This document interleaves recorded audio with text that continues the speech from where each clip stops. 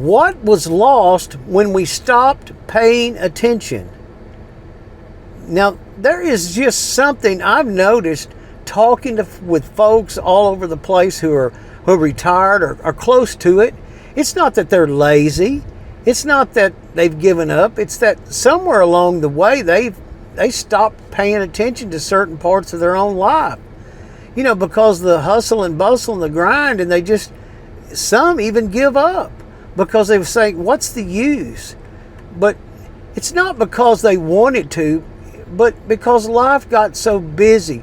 You work 40 years, you raise kids, you pay bills, you fix what breaks around the house. You get up early, you go to bed late, and you keep on moving, keep on rolling, because that's what responsible people do. And then one day you slow down and you realize there are things you haven't really looked at in a long, long time. Your sleep, for instance, your posture, your breathing, what you're actually eating, how you feel in the quiet time, if you have it. And sometimes what you find isn't terrible, it's just a result of neglect. I've seen it in myself. There were years I was so focused on getting through the week that I didn't pay close attention to what my body was trying to say. I had a little stiffness here and there. I had brain fog. I was overweight. And, you know, it was just these signals I ignored because I just kept eating and these small signals that our body gives us stacks up over decades. And when we stop paying attention to these signals, life just doesn't fall apart overnight. It just drifts back, you know, and we start having these problems. Now, back in the 19th century, before modern medicine became so specialized, people had to observe things more closely. They didn't have constant testing. They didn't have a pill for every symptom. They watched, they paid attention to appetite, sleep, skin color, energy, bowel habits, and mood. They noticed patterns. It wasn't mystical, it was practical. If a farmer didn't pay attention to his soil, he didn't get a good crop. If a family didn't pay attention to their well water, they got sick. Attention was survival. Somewhere along the way, we outsourced that responsibility. We began assuming that if something was wrong, someone else would just tell us. Now, a lab report, a doctor, a specialist, and those things have their place for sure. I'm not against them, but we lost something when we stopped being careful observers of our own selves and our own lives. A lot of retirees I talk to say the same thing. I wish I'd paid more attention earlier in life. Earlier to the blood sugar creeping up, earlier to blood pressure rising, earlier to sleep just getting lighter, less able to sleep, relax. Earlier to the digestive issues. The body keeps record of all this. It remembers decades of how we treated it. But here's the good part. Retirement is not the end of usefulness. It's the second act. And the second act is where attention can come back to you. When you slow down, you finally have the space to notice all this again. You can notice how much better you sleep in a dark room instead of leaving lamps on all over the place. And you can notice, and not thumbing through your phone and blue light and all these things. You know, you can notice how your joints feel when you walk in the morning sun. You can notice the difference between drinking plain bottled water all day and drinking clean water with the proper electrolytes in it. Magnesium, potassium, a little mineral balance, maybe a pinch of Himalayan salt or Redmond salt. We overflush minerals in this country. We drink water with nothing in it, then wonder why we feel weak or cramp or feel like we fall over dehydration or a possible, looks like a sunstroke sometimes in the summer. The older doctors used to talk about the balance we need, not mega dosing, not extremes. Balance, attention is how you find balance.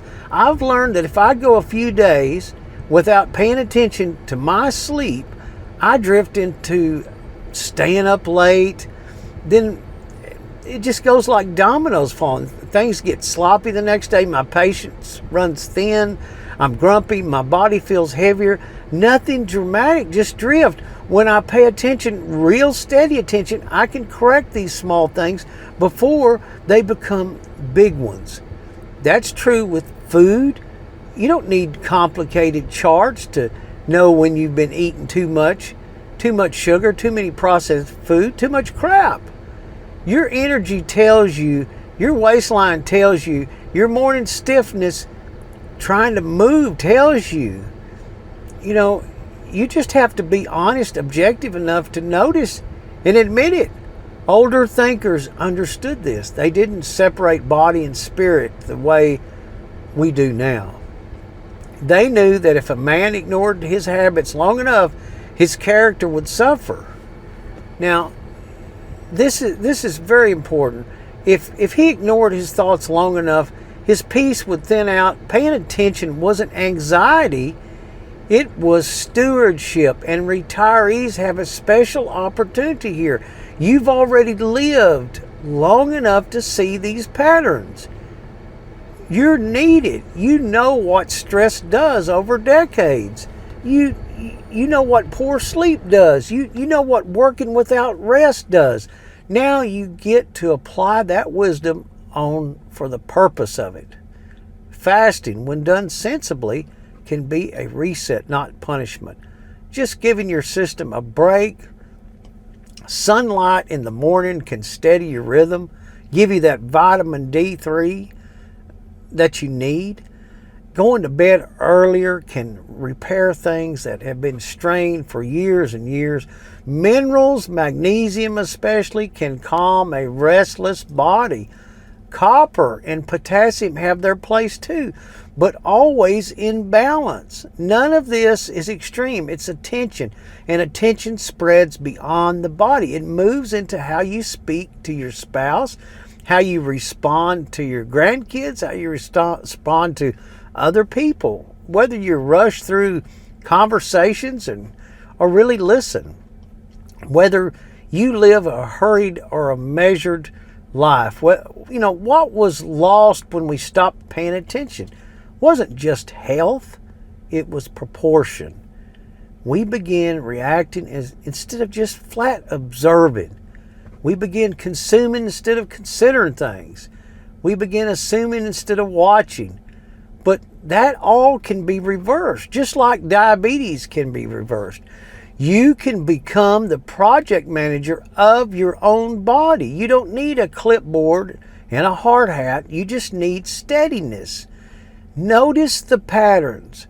Adjust gently. Keep records if you need to. If you can't remember, write it down like you're keeping account of your checkbook. Take responsibility without panic. Faith plays a role here very much. And I'm telling you that we have to be in touch with the Creator. Just quiet steadiness, trusting that the body was designed with order, trusting that the body and all the small corrections that you can make consistently can change direction over time. I've seen people in their 70s regain strength just by sleeping better, walking daily, eating simpler food, and correcting mineral imbalance. Not overnight, but steadily. The second act is not decline unless you just abandon attention, a responsibility to yourself. You are still needed. Your grandchildren need steady people. Your community needs mentors. Your church needs calm voices. And that requires strength, mental and physical. Strength comes from attention.